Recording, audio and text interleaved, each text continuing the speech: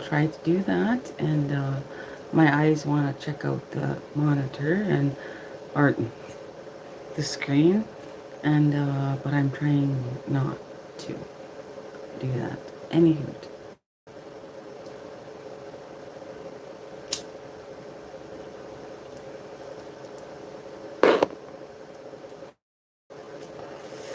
I'm Christine, but people call me Chrissy. Um, I just am going to talk a little bit about, I don't fucking know what, but I'm going to session. I sesh, or sorry, I sesh. I do lives on TikTok.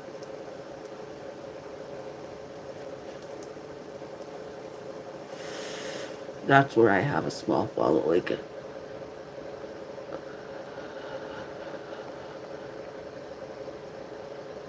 Um,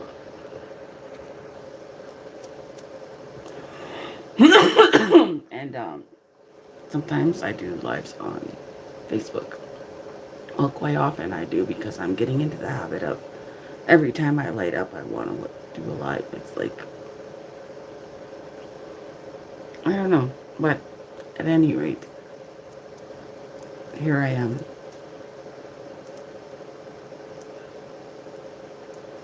Uh, I don't know where my other live went, but in that live, I basically discussed things that I would like to discuss, and what I would like to do with this channel is, which is share my experience in reaching. Actually, it's a tentative diagnosis for now, CPTSD and RMD, which is recurring major depressive depression. Uh,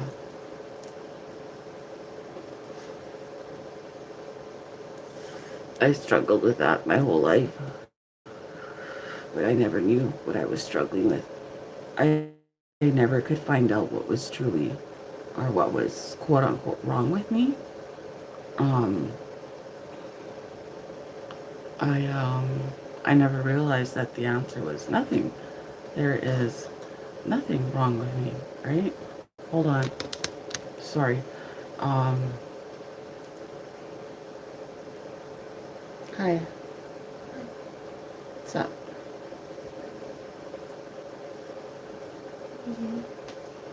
Just doing a live on YouTube. Okay, bye. Um, I'm a mother of four. Uh, I would like to talk more about how my CPTSD undiagnosed affected my parenting skills. Um,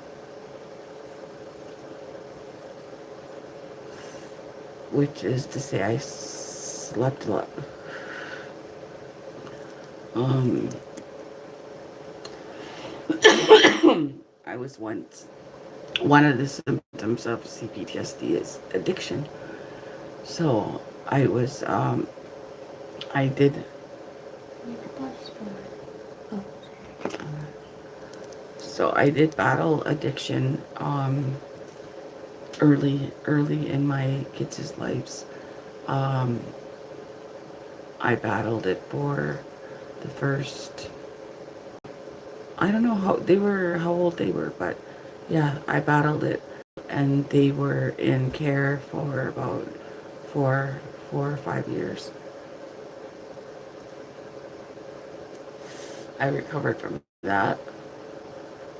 Um,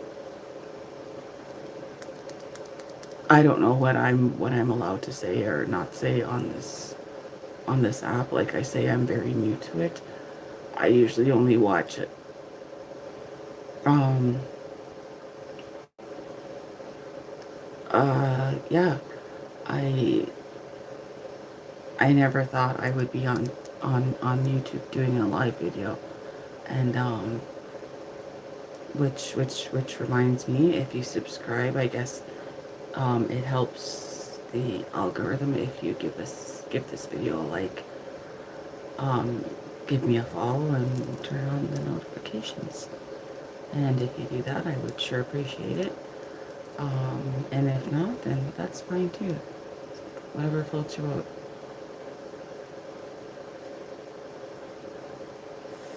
But, yeah. Another one of the symptoms of CPTSD that I would like to talk about, hopefully sometime in the future, is rage um, and anger. I think almost everybody with CPTSD has anger issues. Um, an example would be like when we can't find something, and we try to look and we try to look, and we end up angry, and we end up in a rage. We fly into these rages, right? And they're very hard to control. When they happen, they happen, and they happen full force. And unfortunately, our families are the ones that quite often bear the brunt of that.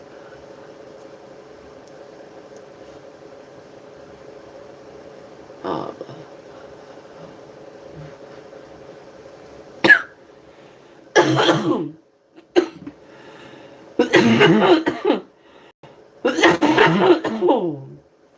sorry, I am a cougher, and you've been warned. Um, but yeah, I would like to talk about all that stuff, how it affected or how my childhood affected me for the rest of my life. I am a residential school descendant. My dad went to residential school. I went to day school, and um,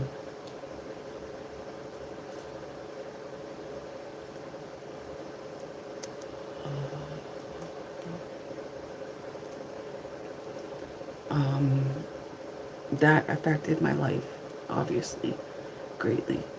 And all of this, what I'm talking about, is all intergenerational trauma, because the way I was raised and the trauma that was handed down to me, I handed that down to my children. And I am just now at the age of 46, just getting a handle on all of this. Um, and just actually uh, learning what exactly is going on inside my brain. And I'm learning to accept the fact that, or I'm learning that there's actual legitimate reasons for why I have some of the behaviors I have. And a lot of it is linked to unresolved intergenerational trauma. A lot of it are the residual effects of residential school. Of residential school, of colonization.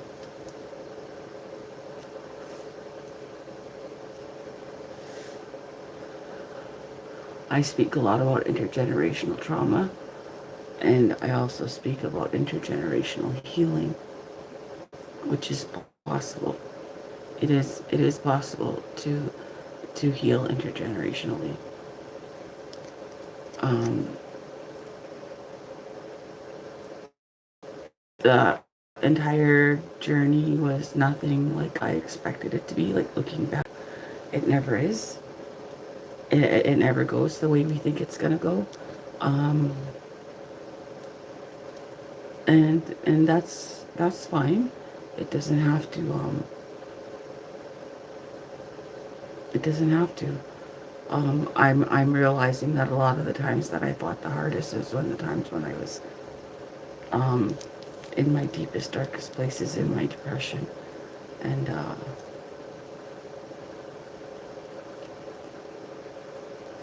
it sure as hell did it feel like it. It felt like I was sinking and moving backwards. But when I look back, times when I felt like that, all I did was I just tried to push forward, even just a little bit, even if I was just pushing forward and barely making any leeway. As long as I was doing something, as long as I wasn't just standing still, so to speak. And I think those were the most important times in my recovery, or in my quest to find out what was wrong with me. which is nothing. Nothing is wrong with me. All of my inappropriate responses were all very appropriate in regards to the trauma that I endured, or the trauma that I've witnessed. And but now enough's enough. Now I need to change my coping skills. All the stuff I learned, all the toxic traits that I've developed, I need to unlearn all those so I can change them. And that's tricky. Um, where's my lighter? That's it's I shouldn't say tricky. It can be done. It can be done. I know a lot of people think that, well, how do I do it? How do I do it? I don't know how to change. I don't know how. That's such a hard question, and it's almost it's next to impossible for me to answer that to anyone. The only advice, if I had to give out advice, the only advice I would give out would be just keep pushing forward. Always just keep pushing forward. Even when it feels like you're going to be where you are for the rest of your life, or even when it feels like you couldn't go on a moment longer, just keep pushing forward.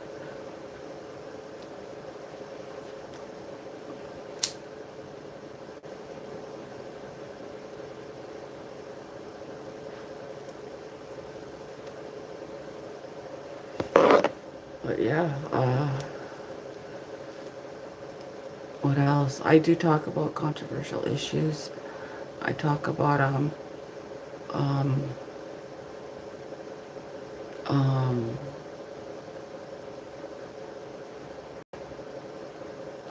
I don't know how to say it. I can't say that word, but the worst of the worst, the ones who prey on the vulnerable and the most innocent. Um, I do speak on issues regarding that because I am a survivor of CSA. Um, I've just been recently speaking more openly about it. I've always spoken kind of candidly about it because I always sort of knew that none of it was my fault. And now I really know that none of it was my fault. None of it was my fault. And I don't have to feel guilty for the people that are getting called out or the people that are being held accountable because they're the ones that made the decision to do that. They knew that this could end horribly for them, right? They're the ones that made the decision to ruin somebody's life. Nobody forced them to. But I think that's all I got for now. Stay cool.